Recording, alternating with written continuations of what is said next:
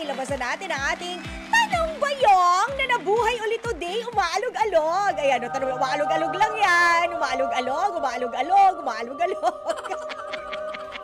Aba, alog-alog lang yan. O, napagod na, napagod.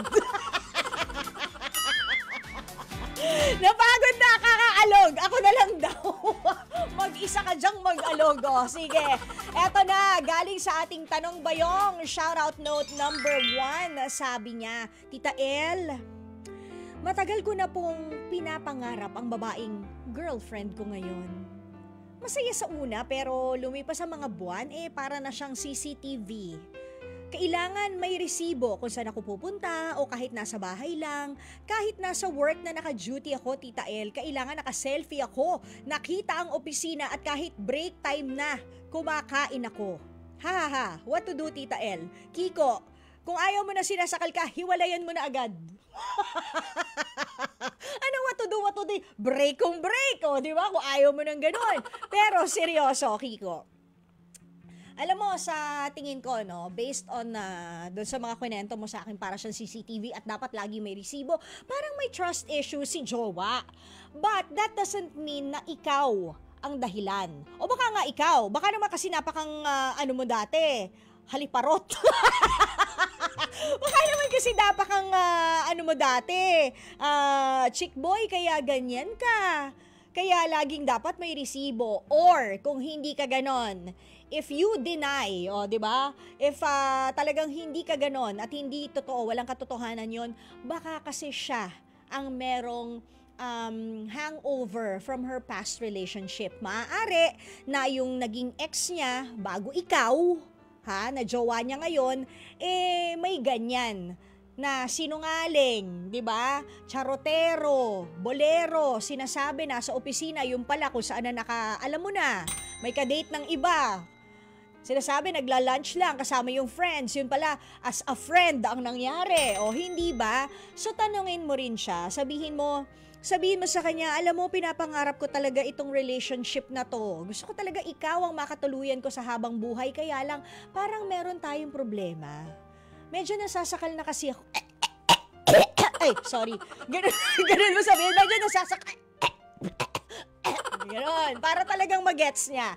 Na parang may pagkasakal yung relasyon ninyo na nasasakal ka sa kanilang relationship. Baka pwede ka mong kahit konting luwag. Diba? Na pagkatiwalaan ka sana niya na hindi mo siya lolokohin. Na talagang dapat hindi mo siya lolokohin kundi talaga tatamaan ka sa akin. Kiko, wag mo akong gawing bayolente. Diba? Maging loyal ka rin naman dapat sa kanya. You have to keep your word, diba? You have to honor your word na kapag sinabi mong hindi mo siya lolokohin, baka pwedeng konting luwag, o di dapat, hindi mo talaga siya lolokohin, ha? Yan. Sabihin mo lang na hindi kaya meron kang dating past trauma na kailangan nating pag-usapan, okay lang naman akong makinig. Kasi from there, baka maiintindihan mo kung bakit nagkakaganon siya sa'yo, kung bakit siya sobrang possessive sa iyo. Grabe, ginawa ka na niyang lupain.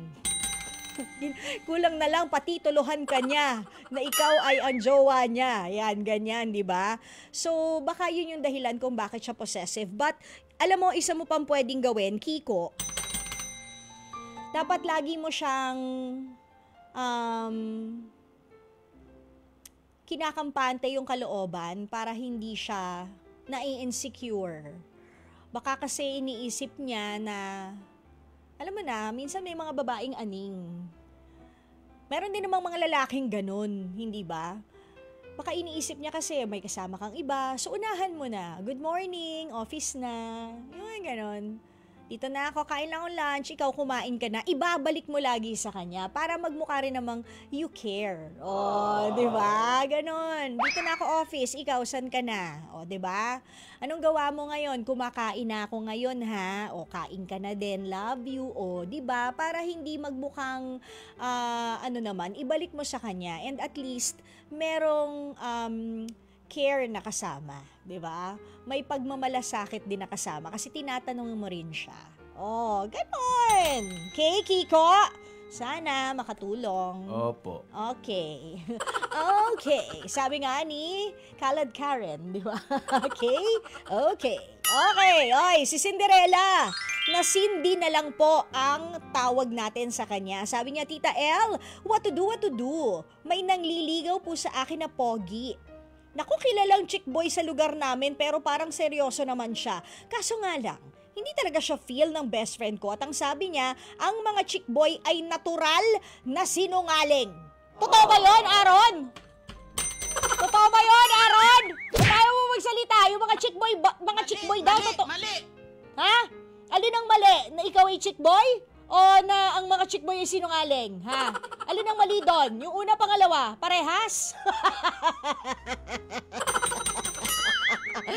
Ay nako, sabi kasi ang chick boy ay mga natural na sinungaling. Bibigyan ko po ba ng chance o papakinggan ko ang kaibigan ko? Love, Cindy. Ayan. O Cinderella. Yun nga. Okay, Cindy na lang po. Grabe.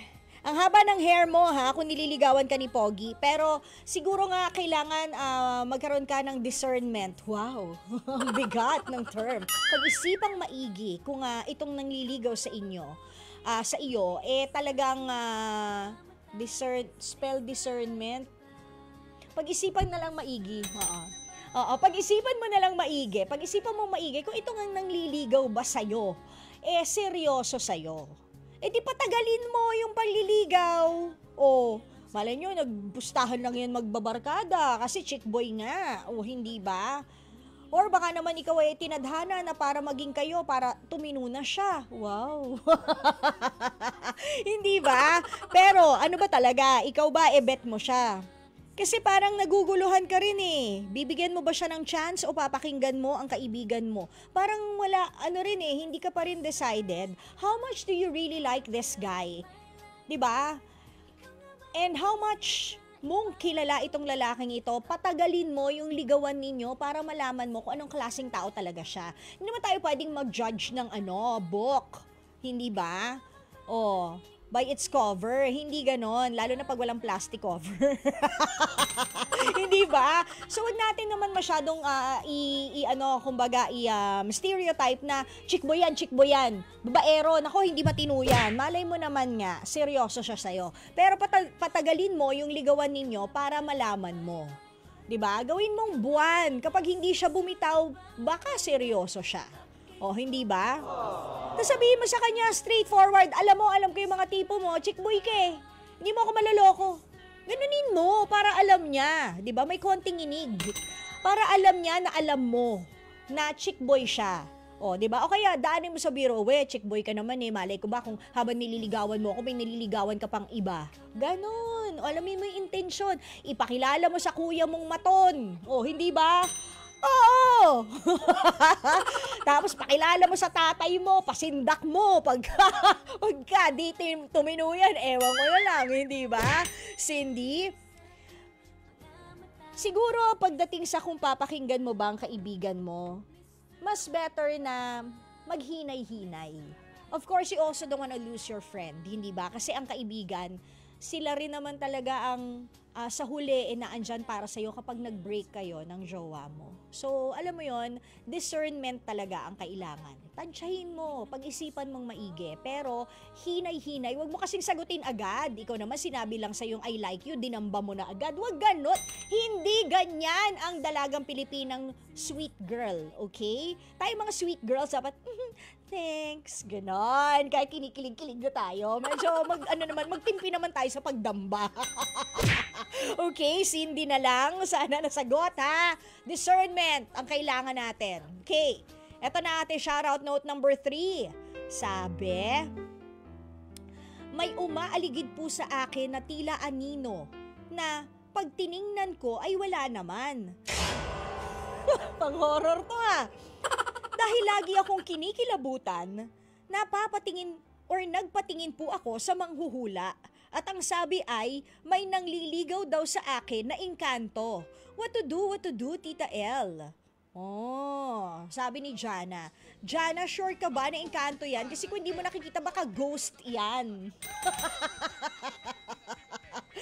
Diba? Tapos nagpatingin ka sa manghuhula.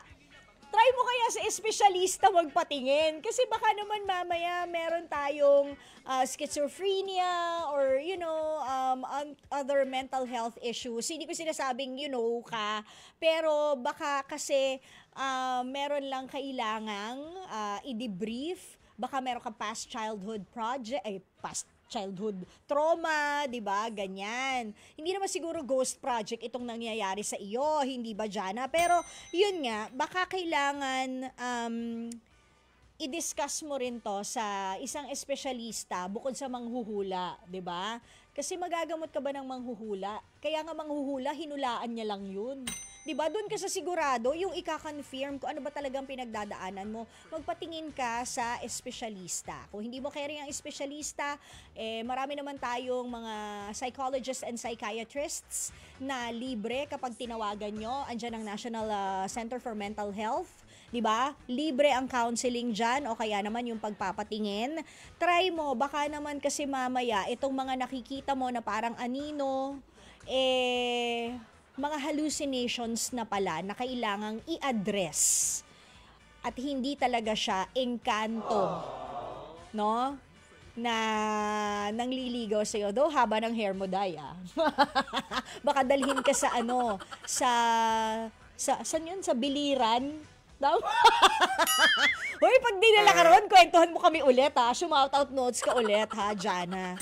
Pero much better, patingin tayo sa espesyalista, Huwag sa manghuhula.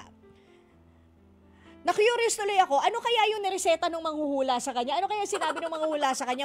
May pinainom kaya sa kanyang nilagang ugat, nilagang dahon, dinikdik na kung anong hayop, abo ng keme.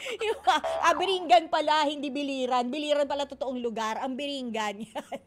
Yun, baka sa Enchanted World of the Encanto, ang biringgan. O, biringan. Anyways, Jana, baka naman kailangan lang nating imbes na sa manghuhula magpatingin, ay sa doktor magpatingin. Okay? Mga kapatid! Dito tayo sa totoo. O, yan yun yung boses. Pagbigyan nyo na, minsan lang naman yan. Siyempre, dito tayo sa True FM, hindi ba? Like, share, subscribe, follow ang ating mga social media accounts, at True Network PH. Yun lang ang keyword na hahanapin nyo. TRUENETWORK PH. O, like, share, follow, subscribe para bongga talagang levels natin sa FB, sa IG, sa X na dating Twitter, sa YouTube and TikTok, pati na rin sa mga podcast.